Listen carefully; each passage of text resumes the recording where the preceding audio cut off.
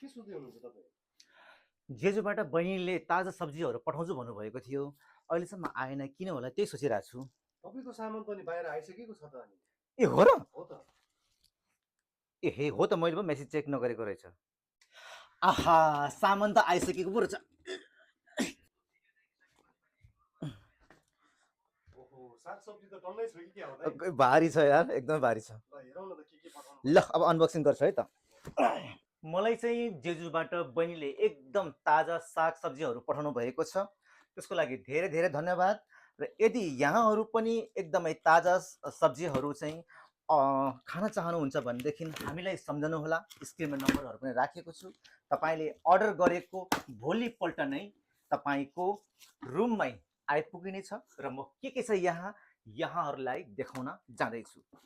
मेरो यहाँ तपाईँले हेर्न सक्नुहुनेछ, ताजा रायोको साग आइपुगेको छ। ओहो, कति धेरै रहेछ त नि साग त। ओहो हो त।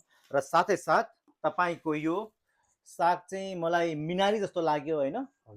अब मैले हेर्दा त मिनारी जस्तै देखिनु रहेछ। चिन्न चाहिँ सकेन मैले। फेरि मिनारी भन्ने बित्तिकै फेरि मलाई चाहिँ सुमन बल याद आउँछ। ल लक्ष्मण बल आई मिन टु से। र मैले चाहिँ अर्डर गरेको थिएन, एक्चुअली बहिनीले चाहिँ आफ्नो तर्फबाट हाल्नु भएछ। हजुर।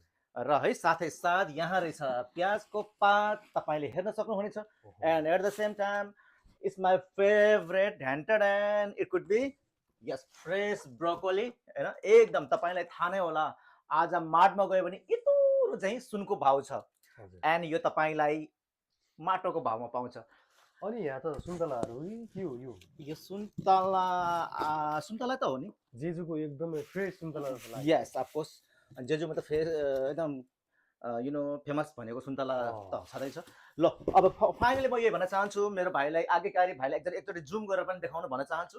र यहाँहरूले तपाईँहरूलाई चाहिँ यो सबै फ्रेस तरकारी चाहिँ एकदमै फार्मबाट उत्पन्न भएको हो। मेरो बहिनीले आफै पनि फार्ममा चाहिँ यस्तो हार्डवर्क गरेर चाहिँ यसलाई उब्जाएको हो। र just farm to just kitchen है।